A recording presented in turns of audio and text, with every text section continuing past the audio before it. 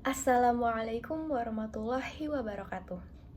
Alhamdulillahirabbil alamin wa bihi nasta'inu ala umuri waddin wassalatu wassalamu ala asrofil anbiya'i wal mursalin wa ala alihi wa sahbihi ajmain amma ba'du. Segala puji bagi Allah Subhanahu wa taala yang telah senantiasa melimpahkan rahmat, petunjuk dan keselamatan kepada kita hingga hari ini. Tak lupa, sholawat serta salam kita curahkan kepada junjungan Nabi Muhammad SAW, panutan utama bagi umat muslim. Pada kesempatan video kali ini, izinkan saya, Dini Salfiardia dengan NIM terakhir 103 untuk menyampaikan ceramah singkat bertemakan memahami secara mendalam tentang hukum, syarat, rukun, pembatal, hingga hikmah luas puasa dalam bingkai syariat Islam. Materi yang sudah kita pelajari sedari dahulu ini menjelaskan puasa itu bukan hanya ritual menahan haus dan lapar, tetapi juga sebuah ibadah yang memiliki aturan hukum, syariat, dan hikmah yang sangat berarti bagi kehidupan kita. Puasa atau syam secara syariat berarti menahan diri dari hal-hal tertentu dimulai sejak terbit fajar hingga terbenam matahari dengan niat karena Allah SWT. Niat ini menjadi pembeda antara ibadah dan hanya sekedar kebiasaan saja. Tanpa niat, puasa tidak memiliki nilai ibadah. Ini menegaskan bahwa setiap amal dalam Islam selalu dimulai dari kesadaran hati. Dalam hukum Islam, puasa hanya diwajibkan bagi mereka yang memenuhi beberapa syarat, seperti seseorang harus beragama Islam, sudah balik, berakal, serta mampu melaksanakan puasa secara fisik maupun psikis. Aturan ini menunjukkan bahwa Islam sangat memperhatikan kemampuan manusia. Agama tidak memaksa, namun memberi ruang kemudahan bagi yang tidak sanggup, seperti orang sakit berat ataupun kondisi yang menghalangi pelaksanaan puasa. Untuk orang yang sudah tua, apabila ia tidak mampu berpuasa, maka ia diperbolehkan untuk tidak berpuasa dan memberi makanan setiap hari 1 mud.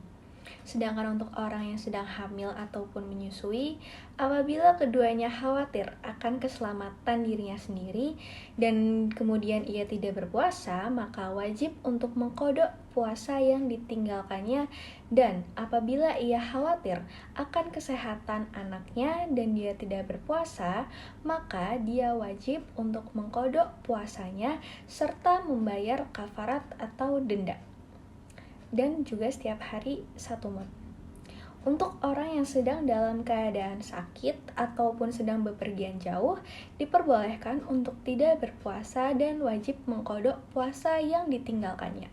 Pada tahap pelaksanaannya, syariat memberikan pedoman yang jelas.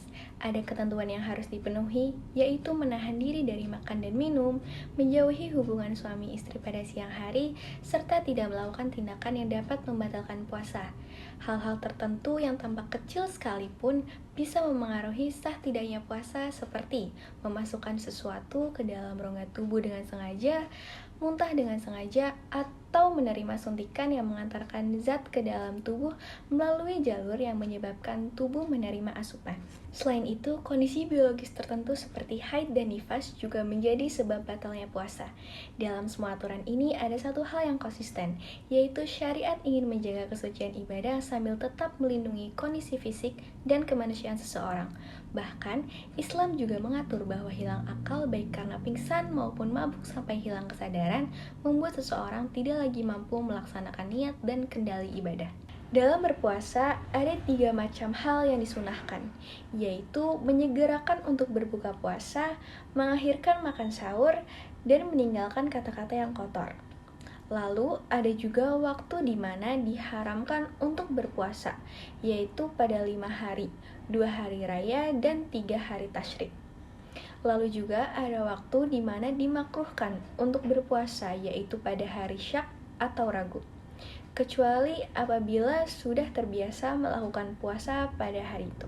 Mungkin sebagian dari kita berpikir bahwa aturan ini terasa banyak dan rumit, namun ketika dipahami, semua ini justru menjadi pelindung agar ibadah kita benar-benar bernilai sah dan dapat diterima.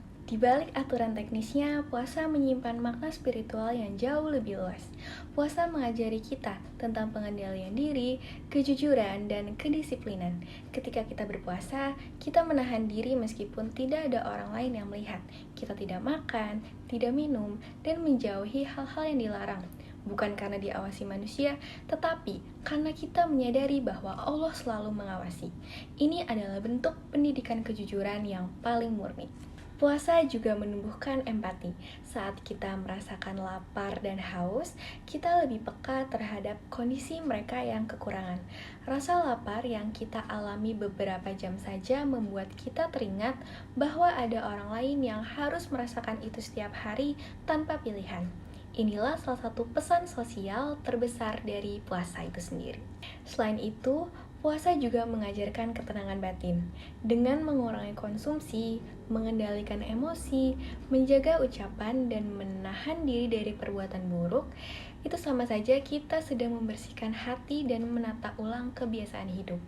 Puasa bukan hanya menjaga mulut dari makan dan minum, tetapi menjaga mata dari hal-hal yang haram, menjaga telinga dari gosip, menjaga lisan dari kebohongan, dan menjaga hati dari pikiran negatif. Bahkan, bagi mereka yang tidak mampu berpuasa karena sakit atau kondisi tertentu, syariat memberikan jalan keringanan berupa fidyah. Ini bukan bentuk mengurangi kewajiban, tetapi bentuk kasih sayang dari Allah SWT agar hambanya tetap bisa menjalankan syariat tanpa terbebani secara berlebihan. Jika kita melihat keseluruhan aturan ini, kita akan sadar betapa lengkapnya pengaturan Islam dalam ibadah puasa. Ada tata cara, ada batasan, ada keringanan, dan ada hikmahnya pula. Semua itu saling melengkapi, seperti fondasi yang membangun rumah spiritual yang kokoh dalam diri seorang umat muslim. Maka dari itu, mari kita jadikan puasa bukan hanya sebagai rutinitas tahunan atau kewajiban yang dilewati begitu saja, tetapi juga jadikan puasa ini sebagai sarana untuk memperbaiki diri, memperbaiki hubungan dengan sesama umat, dan juga memperbaiki hubungan dengan Allah SWT. Semoga dengan memahami aturan dan maknanya ini, puasa kita tidak hanya sah secara hukum, tetapi juga sempurna secara batin. Sebagai penutup, marilah kita memohon kepada Allah SWT agar memberikan kekuatan untuk terus menjalankan ibadah dengan benar, menerima seluruh amalan kita, membersihkan hati kita, serta menjadikan kita hamba-hamba yang lebih dekat dengannya. Demikianlah ceramah singkat yang bisa saya sampaikan. Apabila ada tutur kata yang kurang pantas ataupun salah, mohon dimaafkan. Terima kasih. Wabillahi taufiq wal hidayah. Wassalamualaikum warahmatullahi wabarakatuh.